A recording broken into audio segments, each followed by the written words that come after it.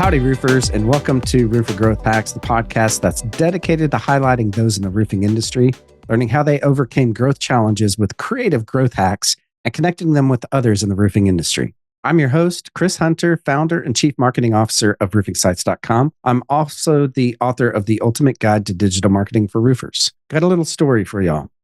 Randy Goruk with LeadersEdge360.com provides executive leadership development coaching for managers and executives to help them improve skills and performance. In this episode, Randy shares some great advice on how to become a better leader in your roofing company. So be sure to listen up as Randy shares some really awesome growth hacks. Well, howdy, roofers, and welcome back to the Roofer Growth Hacks podcast. We've got a very special guest here today. We've got Randy Goruk with LeadersEdge360.com, right? Yes, sir. All right. Well, thank you so much for agreeing to come on to Roofer Growth Hacks. We really appreciate it. My pleasure. Thank you for the opportunity to be here. Awesome. Thanks. So why don't you start off by telling us a little bit about yourself, your entrepreneurial journey? Where did it start? Where are you now? I think it started in high school. In high school, you don't know what you really want to do, or most kids did back in my day. And fact is, they probably don't today. So I had an opportunity to join a construction crew, and it was road construction. And from there, I fell in love with construction. I went to school, to college, junior college, and I took some engineering so I could become somebody not doing the work in the field, but maybe doing the work in the office. I was fortunate to join a company upon graduation that was involved with engineered wood products. And they were a growth company. I think when I started with them in 1974, we were about a $60 million business. And when I left in 2000, we were a $1 billion business. Because we were such a growth company, I had great opportunities to advance in the organization. I started as a entry-level design technician. And when I left, I was running a $750 million business unit for the company. Great opportunities. And I think along the way, I always had goals to get better, always improve. And I think that if anything, it's helped me develop a mindset of continuous learning, which I like to share with other people. Love that. Absolutely love that. And that's one of my core values, by the way, is always be learning, right? So I think you have to, because if you don't, someone else is, and they're going to pass you.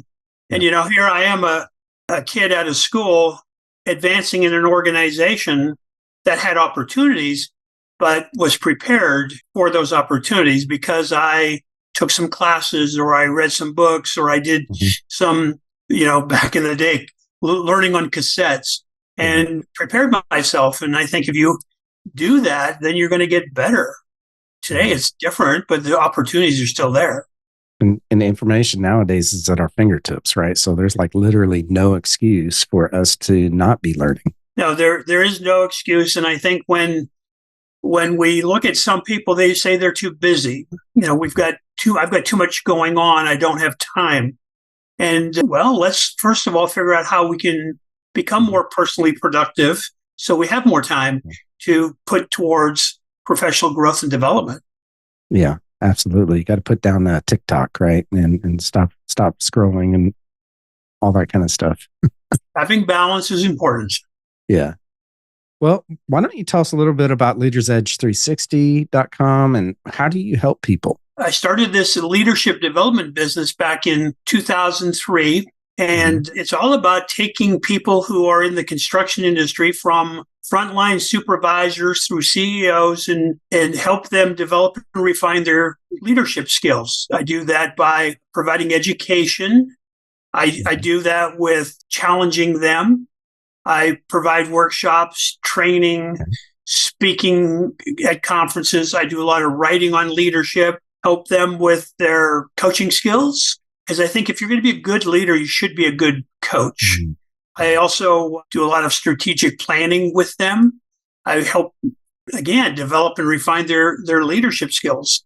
Mastermind groups are something I facilitate, which I think helps a lot of folks. And we've got mastermind groups on emerging leaders, safety leaders. We have mastermind groups on growing your business, which I think would be of interest to a lot of people that are listening to this podcast. Yeah, absolutely. Love that. So let's dig into the coaching skills, right? How do you coach someone to be a good coach and to coach, I assume their employees, right? And those that are direct reports underneath them. That's right. I have a live online course called Coaching Skills for Leaders. And it doesn't matter whether you're a sales manager, a business owner, a manufacturing leader, construction leader. We adjust the course to suit the audience, but we teach them about the basics of coaching, but we also teach them about how to engage their team, how to inspire their team, how to empower their team, how to hold people accountable, how to set expectations, provide feedback. And all of that is coaching. You can do it in a way that people embrace it, or you can provide coaching that people push back because they resent it. And there's a way and a lot of techniques and tips that we provide in our training that helps people become more effective in their coaching skills. And we do that with a lot of one-on-one conversations like we're having here, but we also set up situations. So I'm very big into situational learning. So if you have somebody who is not performing very well on the job site and maybe they're tardy, maybe they're absent a lot, how do you coach them to become a bigger contributor? What do you do with a mediocre performer? How do you get that person who's a mediocre performer to become a more larger contributor to the success of your organization? Those can all be done with understanding and applying coaching practices that we teach. So coaching skills for me is, if I said, Randy, just do one thing, forget the speaking, forget the writing. I'm going to do what I can to help this world all become better coaches. Love it. I remember I spoke at a conference, a roofing conference many years ago in Orlando. I was talking about empowering people, delegating, making sure that you apply the principle that one of my principles, which is as a leader, the less I do, the more I get done. And somebody said, well, wait, Randy, you don't understand. I find that it is easier and faster and better if I do it myself versus getting someone else to do it. And I said, well, okay, how old are you? Well, I'm 35. This is okay. You want to do this when you're 65? He said, well, heck no. I said, well, of course not. So the problem isn't that they don't know how to do it. The problem is you haven't been able to teach them how to do what you want them to do. So you're the problem. So let us work on helping you become more effective in coaching, empowering, delegating, inspiring people, understanding the difference between motivation and inspiration. Because if you could do that, if you could understand the difference, then I think you're going to have a much greater success in having that person be motivated or inspired. Love that. So what's the number one thing that you can do? Let's say that I've got an operations manager, right, that struggles with, and this is a fictional scenario here, but, struggles with interacting with others and coaching them along. How do we get him to where he's coaching and is coachable himself? Well, that's very, very common. It's very common in the construction industry. We have a module in our coaching skills course about engaging your team. And I think that's what you're talking about. How do we get people engaged? And there are a number of different ways, but here's 3. Learn how to ask great questions so you can get engagement. Become a more effective listener. And the third one is find a tool, find a mechanism in which people can rally around.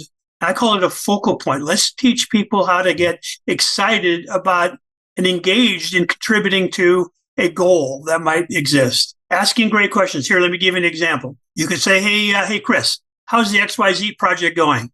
Chris, you're going to say, it's going okay. Shrug your shoulders. It's fine. But if you were to ask the question differently, like, hey, Chris, what are the 3 things that could affect us finishing this project on time? And that kind of question makes you think. And when you are thinking about these, you're going to come up with 3 reasons. Now we can have a conversation because you're going to say, well, there's 1, 2, and then here's 3. It's okay. And then I come back to you and I'll say, well, Chris, more great questions. Now, Chris, I'm a little surprised with 1, but tell me, what's your single biggest concern about 1? And then you would tell me, we go back and forth, and then we would lead that ultimately to an action by me saying, what's one thing I can do to help? So a great question can lead to another great question, which can lead to a great conversation, which can lead to great results. It's all about getting people engaged. Yeah. Now, people will say, Hey, Randy, how do I do XYZ? Well, I could tell them, but I'm going to take the time to make sure that they're learning along the way. So I said, well, okay, XYZ, what do you think you should do? And they said, well, I don't know. So I asked you. I said, well, no, let me think about it. What should you do? And they would say, I think we should do this. And this is wrong. So, well, that's an option. What's another option? And you get them to think. And they would say, well, maybe this and that. Well, that's a good option, but that's wrong. So you don't want to, you don't really want to go there. So you give them a third chance, and they still quite haven't got to say, well, let me ask you then, Chris, what would you think about if we did blah, blah, blah? Oh, I think that's great. Okay. Well, the next time you have that situation, do blah, blah, blah again. And it's all about getting people engaged. If you are telling them what to do, that's not coaching. And there will come a time when you have to tell people what to do, and you should tell them what to do. But if you focus your attention on developing your people, just like you were developed many years ago, then you're going to get better. Because you know what? Many years ago, you didn't know anything either. Yeah. And somebody taught you, ideally, or you learned on your own. But let's help our team become better by coaching. I love that. Yeah. And I've got a friend of mine, right, a peer that, much bigger company than mine. She is super, super smart. But one of her things that she always tells us, in the peer group is make sure that your employees, when they bring a problem to you, that I don't accept the issue until they have three solutions or three possible solutions, right? So it's almost exactly what you, that same scenario right there. So that's awesome. And if you can get them to think, that's the whole objective. And you don't want them to do the wrong thing, but you want to set them up for success. So you want them to think about it and say, why is option A better than option B? Yeah. Okay, why is option C not as good as option B? Let's go with option B. Yeah, you got to get people to think. And I think, you know what? I think they want to, because I think they realize they grow, they're making a contribution. And ultimately, you can empower them to make that decision on their own. And you do that because you feel like they would make the same decision you would, because you've been guiding them along and ingraining some good habits. It's really good stuff. That's awesome. So what would you say is the number one issue that you see with folks coming to you that want to build their leadership team? They want to be better leaders themselves. What's the one thing that you typically see when they come to you that you fix right away? Well, it depends. It will depend on whether they are young and emerging or if they've been there for a while. The people that have been there for a while, they don't need any help. So they think. Yeah. And they don't want to admit to needing help. They've been doing the job for 10 years. And if they start demonstrating that, well, I need help, well, where have you been for the last 10 years? So it's more of a fear factor, that they fear being exposed, so they don't want to be coached.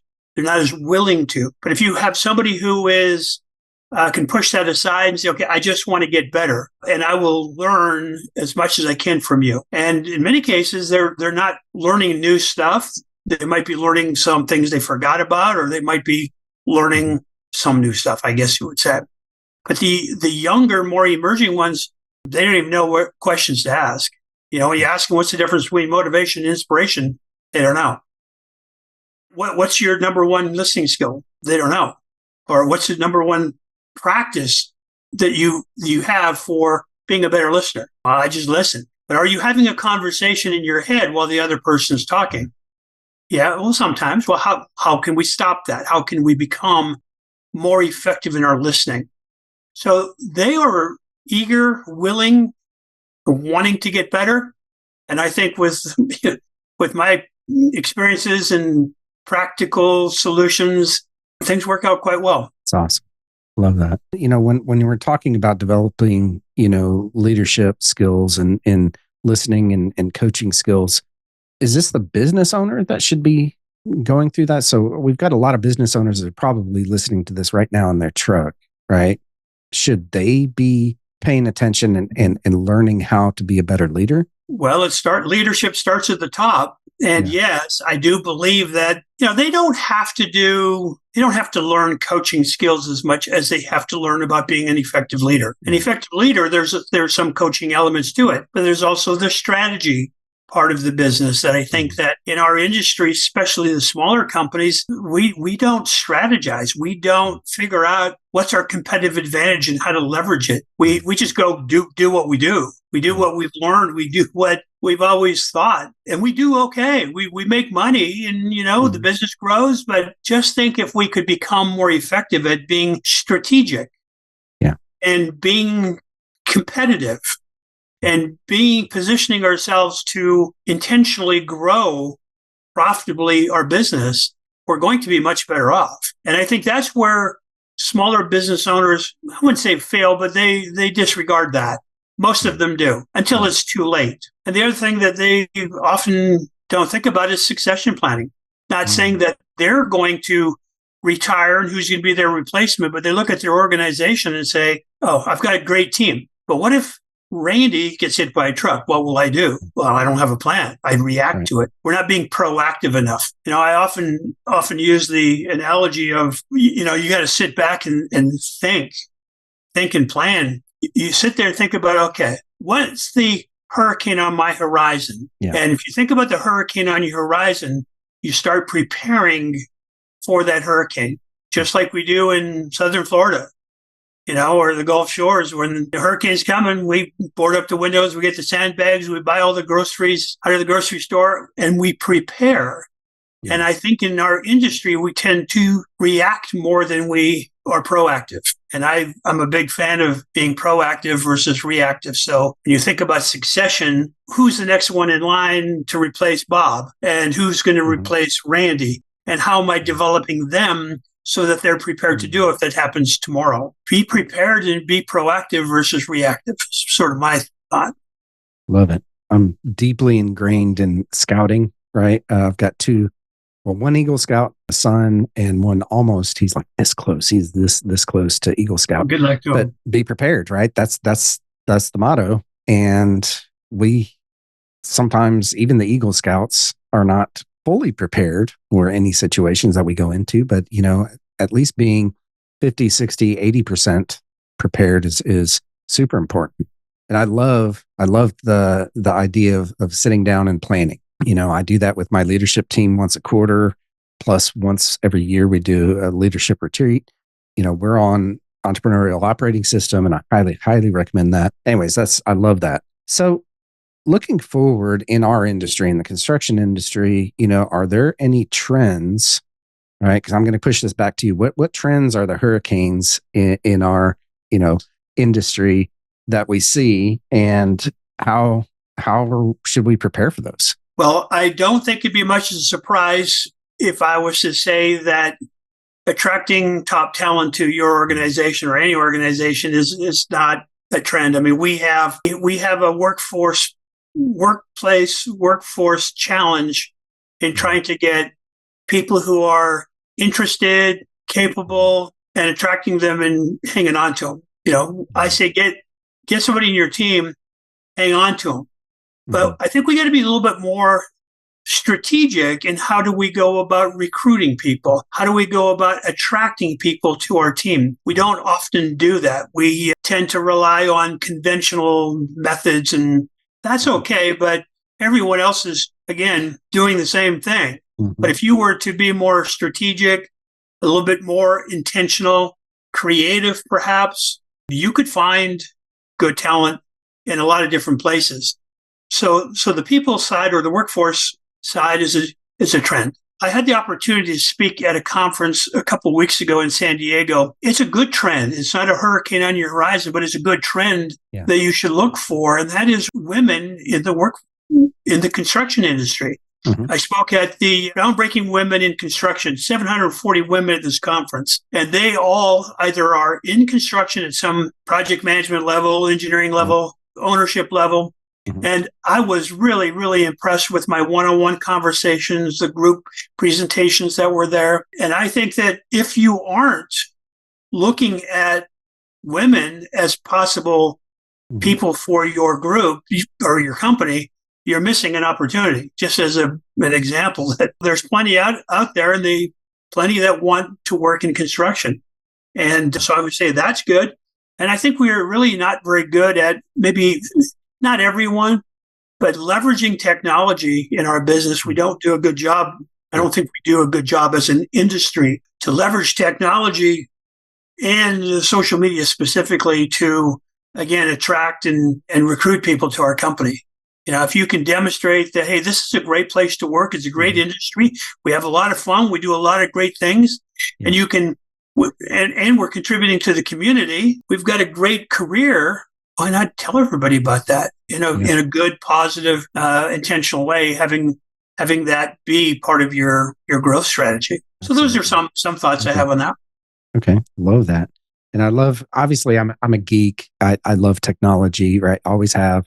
And I 100% believe in that, that every single roofing company out there should be honestly right now embracing AI, right? And figuring out how to use AI inside of their business, right? Whether that's for marketing, whether that's for drones and estimating, there's just a lot of different ways that you can use artificial intelligence inside of your company these days. So there's no question. And you say, okay, what's my weakness? For what I do, what's one of my weaknesses? How can I get AI to help me become stronger at that? I have an example I could use. If I'm not sure I should, but somebody had asked me a question about something, and I said, well, let me ask AI. And I went in there, and it blew me away with the answer. Yeah. And it was all about creating a limerick for a safety leader. Okay. So if I don't know how to create a limerick. Yeah. I mean, I'm old enough, I should, I guess, but I don't know. So I asked it to create me a limerick that I could use in a particular situation.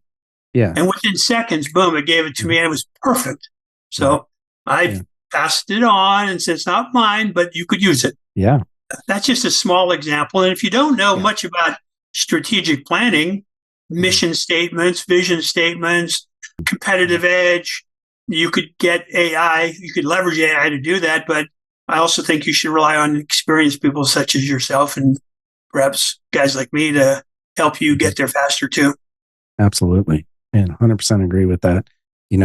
It's folks that have been there and done that and know what's going on right now in whatever stage and whatever part of your business, that's working, it's not working, really to help leverage those things for sure. If you're a leader that does not adapt, you're going to be in trouble ultimately. Yeah. And I think that one of the things that when you ask me, what do? I don't know if I covered it well enough, but getting leaders to learn to adapt to situations, like the hurricane on the horizon, perhaps, or using AI, or any kind of change that has to happen within your organization.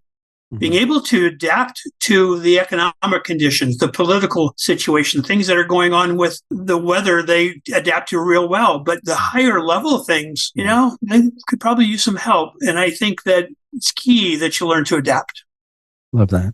Absolutely love that. Well, Randy, we're going to head into our lightning round. But before we do, we're going to pause here real quick for a few seconds for a message from our sponsor, roofingsites.com. Since 2018, roofingsites.com has helped roofers double their sales by getting their marketing right using the 4R roofing marketing system. If you're a roofing company owner wanting to grow your business, be sure to go to roofingsites.com and sign up for a roofing marketing strategy session with me.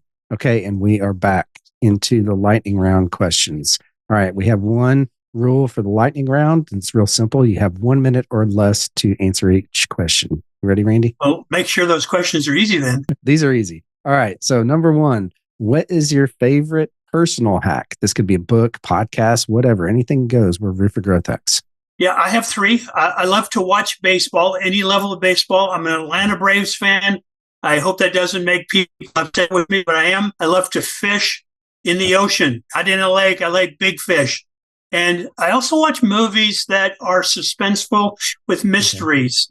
That's what I do. All right. Love that. So next question. What is your favorite business hack? This could be a book, podcast. Again, anything goes here. Well, one of my favorites is my own podcast. It's called the Leadership and Learning Podcast. And the reason I say that is I listened to episodes I did 2 years ago, and I continue to learn from them. Secondly, I have a favorite author, Patrick Lencioni. If you have any opportunity to pick up a Patrick Lencioni book, you should, because you will learn a great deal from it, and it's an easy read. So which one is your favorite Patrick Lencioni book? I think it is The Team Player. The Ideal Team Player? The Ideal Team Player is one of my favorites, because our industry has got a bad habit of just hiring warm bodies. And when we hire warm bodies, the success rate is less than 90%. Yeah. So why not just hire the ideal person, be patient, be intentional in hiring that ideal team player? And I know companies that have adopted that practice of the ideal team player as part of their HR search for people. Well, humble, hungry, and smart, right? I coach my kids on that, by the way, Very good. Well, at least you and I are on the same page. Yeah. All right, Randy, what is the best advice that you've been given, and how have you applied it? I think the best advice I received as a leader was maybe when I was 10 or 12 years old. I'll tell you a little story. It might go over the minute if that's okay, because it's worthwhile. I was a babysitter of the two kids next door. I promised to see them and play with them at 2:00. Well, at 1:30, everybody says, Randy, let's go play baseball. All right, let's go play baseball. So I promised the kids I would play. I went and played baseball. Instead, I blew off the kids. And later, the dad said, Randy, you never have to play with the kids if you don't want to. But if you promise them something, you should live up to your promise, which is all about, do what you say you're going to do, and you'll be a better person for it. So that stuck with me, and I teach that today so that you can build trust, preserve your credibility as a leader, to always do what you say. And there will come times when you can't, but you still can go back and explain why you can't. Love that. Absolutely love it. All right, Randy, how can the Roofer Growth Hacks family get in touch with you? How can we help you and support you moving forward? Well, the best way to do it, I think, is you can email me, Randy, at leadersedge360.com, or you can just go to our website and find me there. It's leadersedge360.com. For the past 12 years, I have offered a leadership tip of the week to my followers. 12 years, once a week, every Thursday. And it's been, a blessing. It's really good stuff. Consider signing up for that. Consider one of my mastermind groups. Consider my coaching skills course. But you can also find me on LinkedIn. Love that. Well, thank you so much, Randy, for coming on Roofer Growth Hacks. I know I enjoyed it. And I have 2 pages worth of notes here, that I've written down. Thank you so much for coming on. My pleasure. I appreciate what you do and trying to help the roofing industry. And you're doing a very good job of it. So keep it up, and let's make everybody better. Awesome. Thank you. You bet.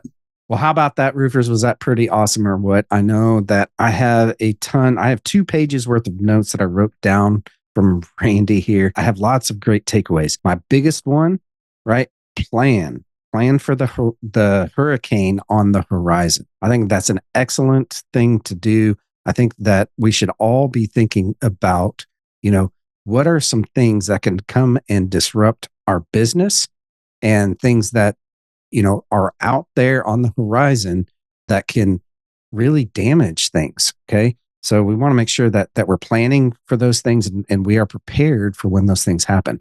I love the example that he gave of having succession planning for your leadership team, not only leadership team, but also others in your organization, right? Do you have a plan to help develop those, or are you already developing those underneath you? I think that's a huge thing that we should all be thinking about, whether you're in the roofing industry or not. If you're listening to this, you should be planning and making a plan for how we're going to develop those people that are underneath others, so that when that person either moves up or out, or, the worst thing happens, then we can replace that person with someone that already is trained for that position. Okay. The other thing I wrote down on how to be a better coach, right, is to, 1, ask great questions. Ask open. It sounded like almost all of those were open-ended questions. So ask great questions, right? Instead of something that is a yes or no answer, ask, how is this going to affect? How is this, what are the things that are going to affect our project, or whatever it is, right? Instead of asking, how's that project going? I know that I'm definitely guilty of doing that. So I'm going to work on that myself. And number 2, listen. right? Listen effectively, listen and not have like a conversation going on in the back of our brain while we should be listening to someone. This, by the way, is good for the home life as well. Make sure that you're listening to your spouse, right? When he or she is talking. And then have a focal point, a goal, right? I'm a huge believer in this. Make sure that you have a big, hairy, audacious goal. Make sure that you set your goals at the beginning of the year. Make sure that every single person in your organization knows what those goals are, and then revisit those goals every single quarter. So this is where that planning comes in my opinion. Got to make sure that you're actually doing all of those things. Well, that's going to do it for another episode of Roofer Growth Hacks. I hope you enjoyed this episode and that you connect with Randy online. Make sure that you go to leadersedge360.com and sign up for his tips. I know that I'm going to do that as soon as we get off of here. I also hope that you connect with me on LinkedIn or Instagram or Facebook or YouTube, wherever that we are. If you're listening to this on Spotify, make sure that, or iTunes, make sure that you give it a big gig'em thumbs up. I'm an Aggie, so get a big gig'em, and make sure that you subscribe so that you can hear more of these episodes. And by the way, you can also go check us out on our website at roofingsites.com and listen to other episodes while you're there. I want to give a huge shout out to our sponsor, roofingsites.com. Since 2018, roofingsites.com has helped roofers double their sales by getting their marketing right using the 4R roofing marketing system. If you're a roofing company owner wanting to grow your business, be sure to go to roofingsites.com and sign up for a roofing marketing strategy session with me. Also, this past year, I published my book, The Ultimate Guide to Digital Marketing for Roofers. If you're a roofing company owner and you do not have this in your hands, I will send it to you for free. Just go to go.roofingsites.com and I'll send you a free digital copy of my book. Well, roofers, join me next time when we connect with another great roofing entrepreneur and learn how they hack their growth. Until then, I'm Chris Hunter. Thanks and gig 'em.